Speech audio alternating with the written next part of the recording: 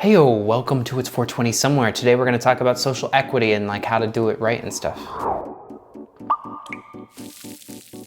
Okay, so the idea of social equity and the idea of marijuana are basically now two subjects that are both hand in hand. They go together.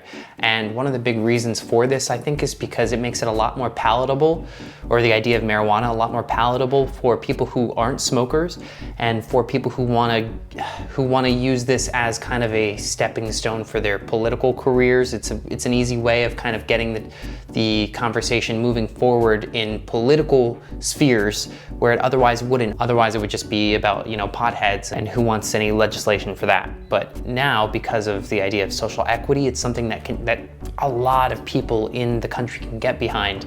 We're now seeing ourselves in a position where a lot of people want social equity but are doing it differently in different states, and a lot of these states are doing it in a way that aren't actually kind of helping the people they are claiming to help. So the example today is really kind of California, and California is a great example because it's just so vast and it had a big market even before recreational marijuana was legal in the medical sphere. And they were one of the first states to make social equity a big part of the push for legal marijuana. However, now that kind of has panned out a little bit differently than they had expected, I think. So some stats here from an article in the New Republic say that 1,600 people became verified as social equity applicants, but of those, only 35 real retailers were created. So there were a lot of people who were trying to get applications to be social equity, and not many of them actually got far. And there are a lot of reasons for that. One of the big reasons is this is just getting a license. There are so many other fees that are in the way of somebody starting a business. And a lot of times people of color have a much harder road ahead of them to get the money to get these things up and running. There's a really good quote from the article here which says, "So a cannabis license is not a ticket to automatic riches. A license is just the first hurdle. And the more money needed to get a license, acquire property, pay taxes, and adhere to regulations, the wider the legal cannabis industry becomes. Bank loans are not an option as most banks refuse to do business with an industry breaking federal law. State licensed businesses rely mostly on private capital, something Black people often don't have access to. In the nearly 160 years of the Emancipation Proclamation, Black families have gone from collectively controlling 0.5% of the nation's wealth to controlling less than 2%.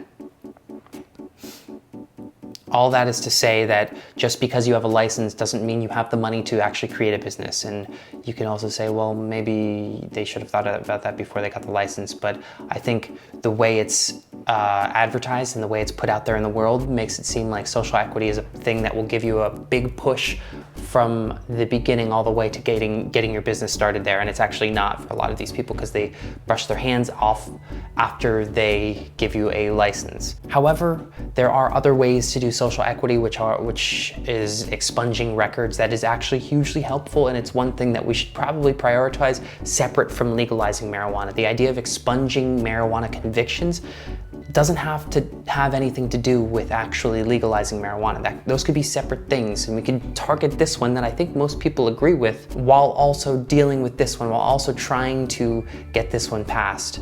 This one, the legal marijuana, getting that federally happening is a lot harder than the idea of expunging records, at least in some states. So we're at a position where California, because they just kind of stopped at giving licenses to people and not really helping them through getting their businesses started, and also because they had prioritized medical marijuana shops first, which gave them a huge head start in the state, we're at a point where social equity in California is kind of stalled.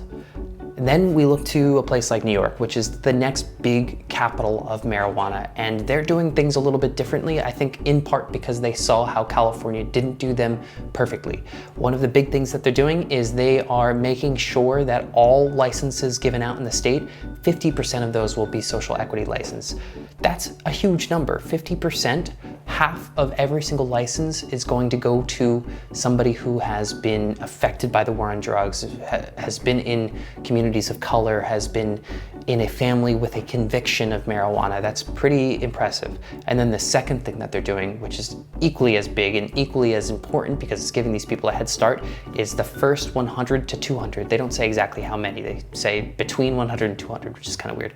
But the first 100 to 200 licenses in the state will be given to those convicted of marijuana convictions, or somebody in their family convicted. But still, that's crazy. That's like the very first people who are up and running in the state, even before the medical marijuana dispensaries, the people who will have the first recreational businesses in the state will be people who have been dealt a huge blow by marijuana convictions in the past.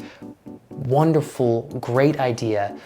They are not just stopping there. They're going to make sure, because of this 50% thing, they're going to make sure that people of color and people affected by the war on drugs are getting help along the way and continually throughout the whole marijuana industry of New York. It'll be very interesting to see how this differentiates New York from California or New York from any other state, really Massachusetts even. It's a big step and it's cool to see New York do this. Speaking of New York, we're gonna talk about its senator really quick, Mr. Chuck Schumer, who has been teasing the idea of a medical marijuana bill, a marijuana legalization bill for over a year now, and has said that they hope to have it filed by the end of this month. He says now that what they're doing is they're talking to Republicans to see what they want in the bill. However, the language is a little silly there because I think the Republicans it's more a matter of what they don't want in the bill. So they want to strip things where they're going to go to Republicans and ask what they want to add. It seems a little bit silly to do that. But anyway, that's where they're at with this bill. The MORE Act was passed in the House, and that's all we're going to hear about it for a bit.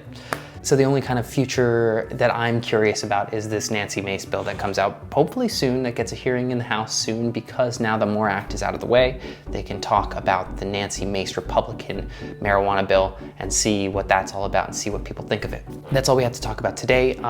We'll be back later this week on Friday with more stories. I'll see you then.